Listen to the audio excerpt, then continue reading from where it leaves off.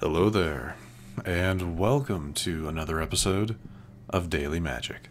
My name is SlytherinKnight, and I am so happy you could join me.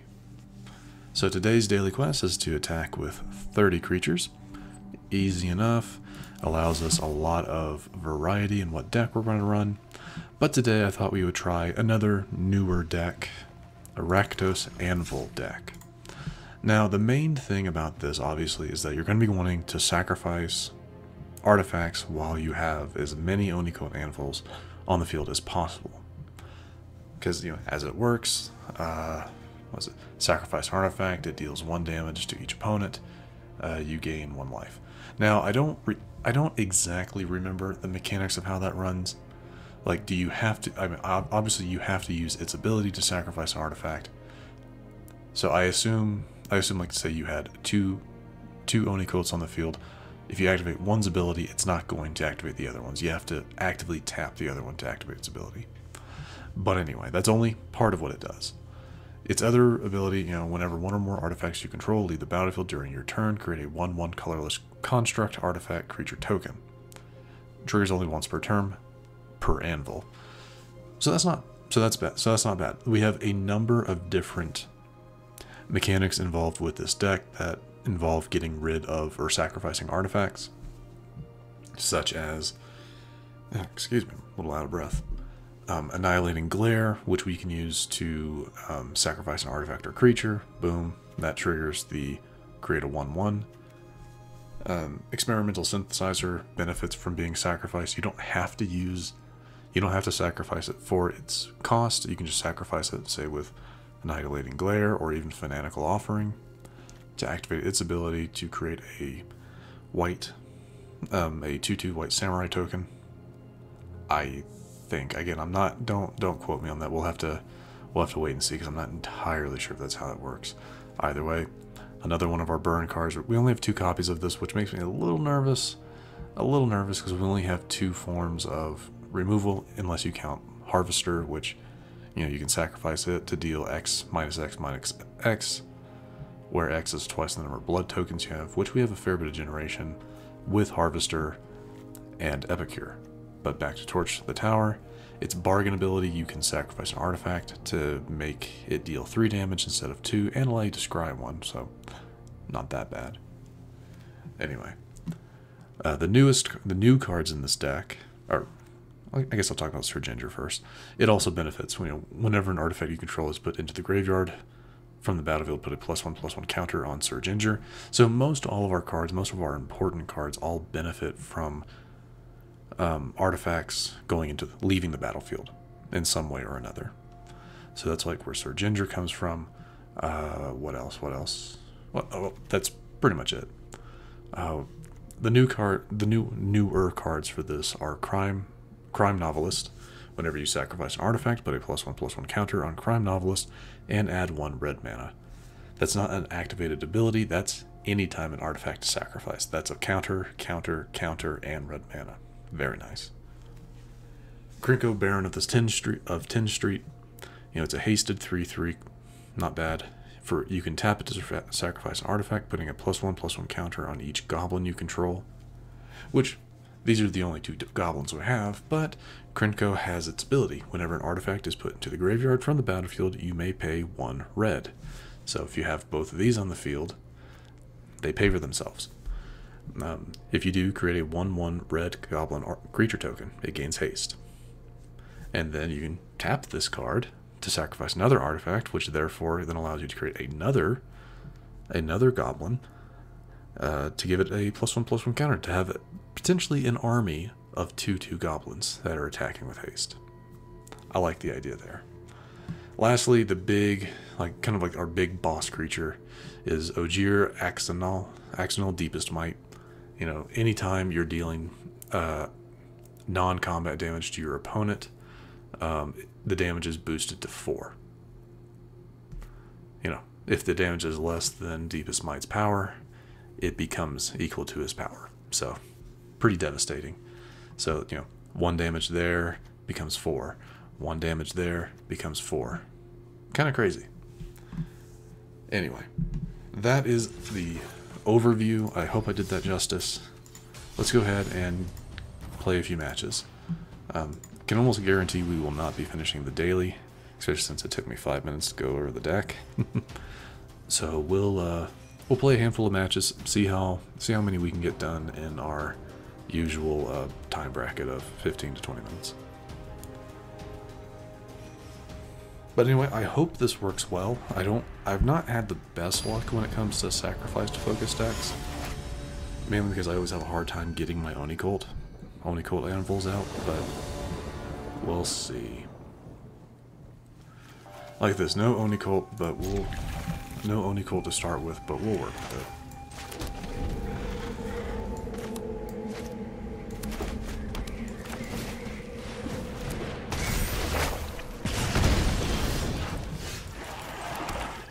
I could do that, but there's absolutely no reason to. I don't have any cards that are a single mana that I'd be able to use that, or a single black mana that I'd be able to work with that with.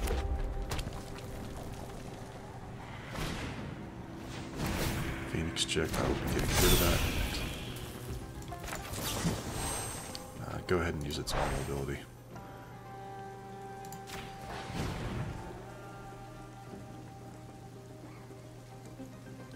Because when this card kills something, they exile.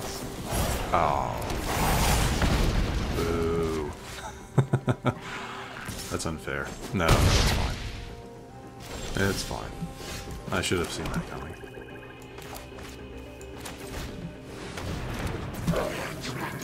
Sadly, this card is the better option at the moment.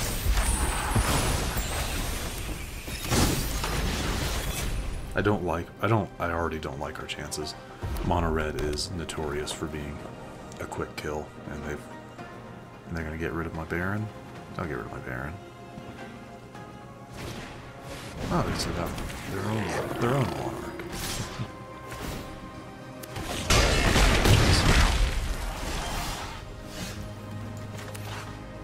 I'm gonna go ahead and send up a Crime Novelist. We're not gonna survive next turn, so. Didn't matter what we sent out, so.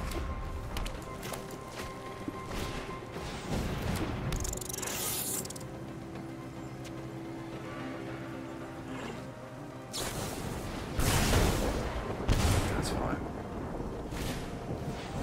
Phoenix Chick.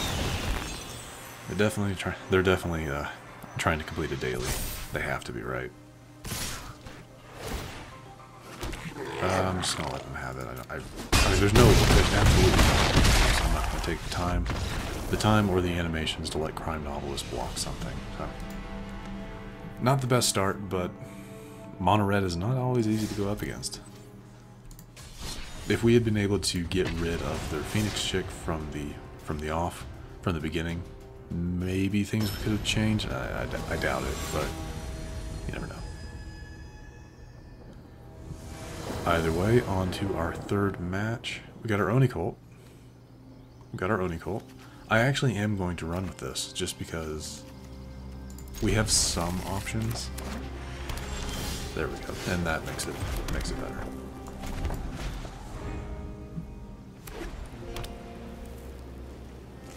Nothing? Interesting.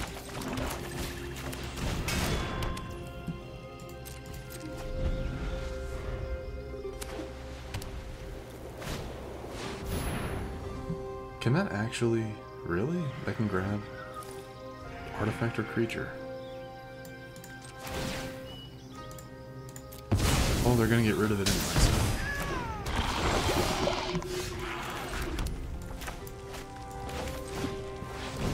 Yeah, they were gonna get rid of my Oni-Cult anyway, so I might as well deal damage to them.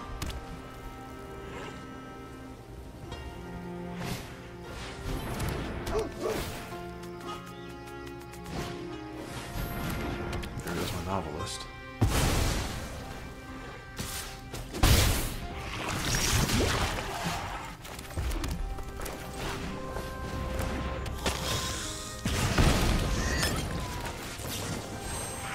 No, we're gonna use it. You're gonna use your normal ability.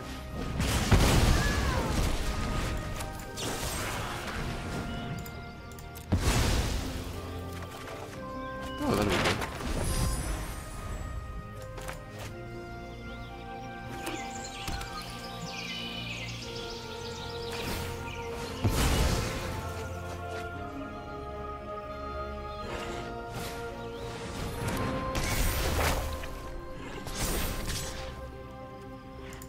I'll take the hit. I really don't want to, but I'll take the hit. Mainly because I'm hoping I can set something up coming here.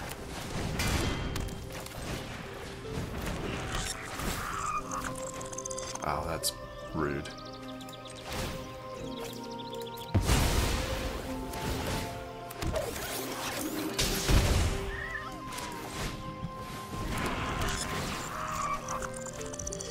Really, another one? That's rude. I don't think we'll get to keep those. Nope.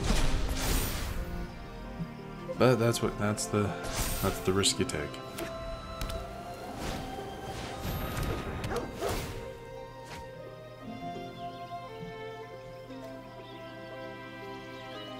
During your turn. It has to be during your turn.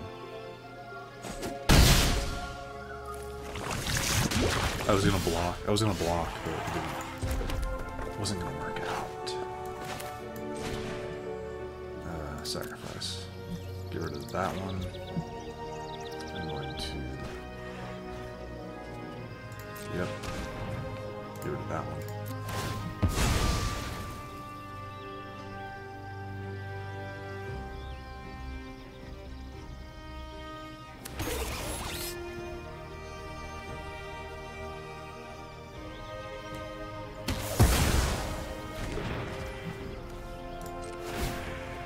That's right, if you sacrifice it this way when it leaves, it just gives you another card. Which is fine. Which is fine. Actually, that can be better, depending on what we need.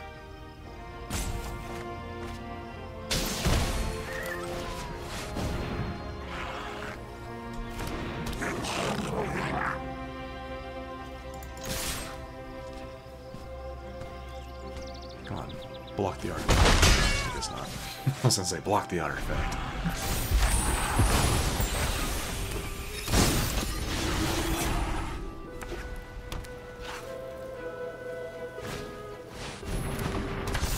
What is that? Spells you constantly, or spells you cast constantly. Go ahead and do. We're gonna do this. I'm going to immediately. Well, actually, I am gonna go ahead and do this. Get rid of one of you.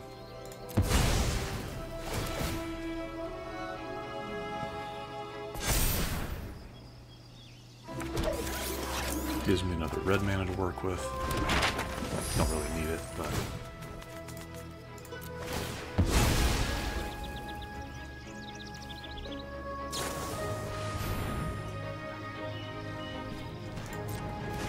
Now, my ability is still going to activate, unfortunately. So... Oh, okay. Not really sure why they decided to... Let me look at their field real quick. I mean, yeah, flat... Oh, it used up all of their... Sending out their command just used up all of their mana, so they couldn't do one to get rid of an artifact, which I assume they would have gotten rid of my Oni-Cult, but, yeah. Not really sure. I mean, what would they have blocked? They could have blocked everything here. The only thing that I wouldn't have lost would have been my Novelist, so... Yeah, not too bad. Not too bad. I have to admit, I kind of like the deck. I like it so far. And we're at 14 minutes. I think we'll do one more match. We'll do one more match.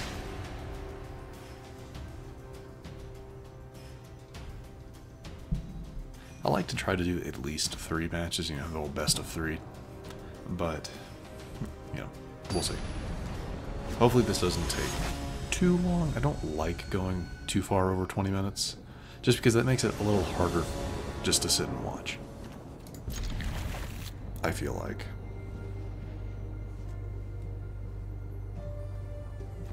Okay, so step 1, red mana into Epicure, and a token that I can then use Annihilating Glare with, or torch the tower. Looks like I'm going to have to need to, so that's good.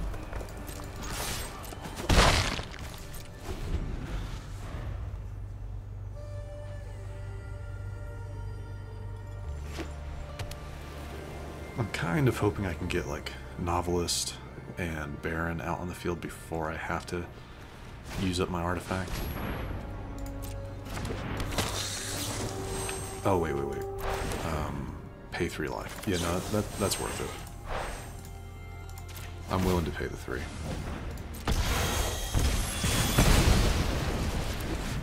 Completely willing.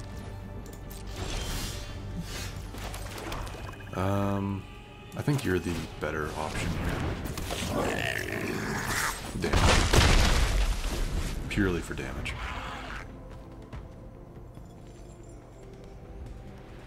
If I could draw another mana, any color, that'd be great. Because then I can send out a novelist and still have enough for Glare. Escape Tunnel, I have not seen this one. Oh, it's a new card. Oh, okay, yeah. So pretty normal, and its other ability with power 2 or less can't be blocked. Okay.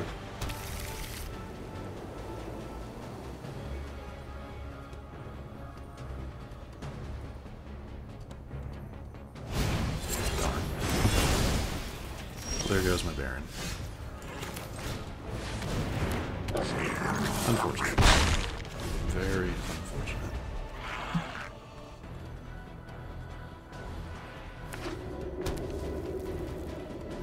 You're not quite as important at the moment because I don't have anything that's going to deal indirect damage. Not right now, I don't. I had another escape tunnel? Okay.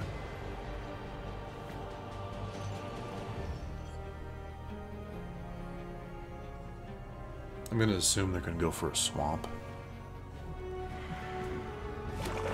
Yep, because they want to be able to get that out. They need, pretty much they need more logic to be able to send that out. Excellent.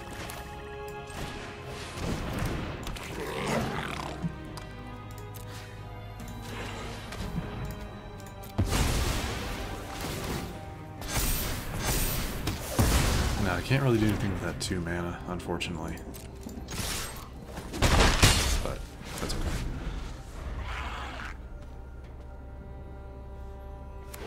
That's too bad. I don't think, yeah, so I wouldn't think they'd send out immediately send out their virtue, but you never know.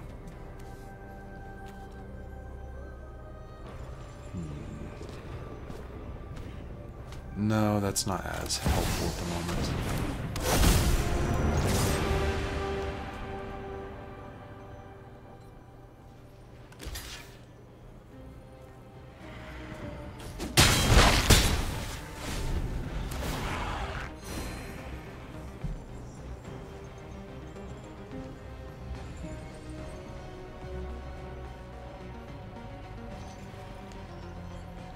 Unless I can pull another Annihilating Glare, I don't really like our chances here.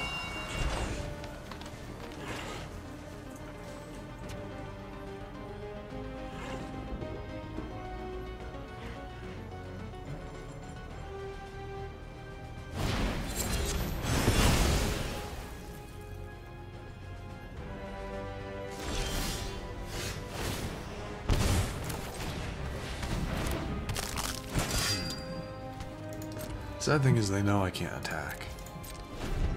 Because I don't really want to lose either of them at the moment.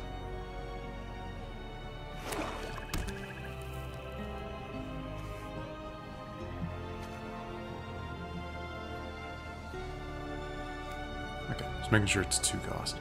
2 cost to sacrifice. Because if they attack, which I don't think they're going to. Yeah, I didn't think so. That's 4 damage. So.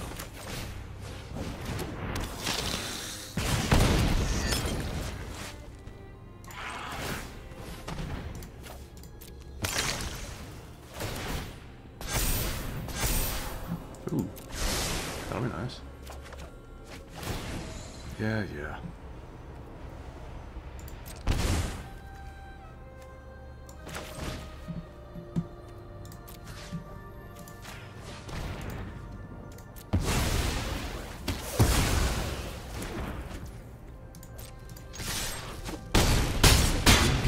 There we go.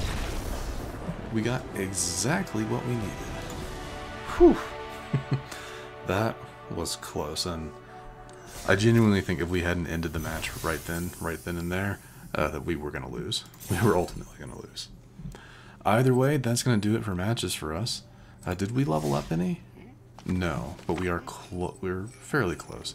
I did end up leveling up the other night, just running a few matches on my own. So we do have a couple of mastery orbs to play with. And I decided we're going to start with white. Why not? None of them have anything that's really overly interesting to me. Card sleeps don't interest me that much. But we got a card style for Museum Night Watch. Okay. And our next one, we'll be getting a card style for Wrench.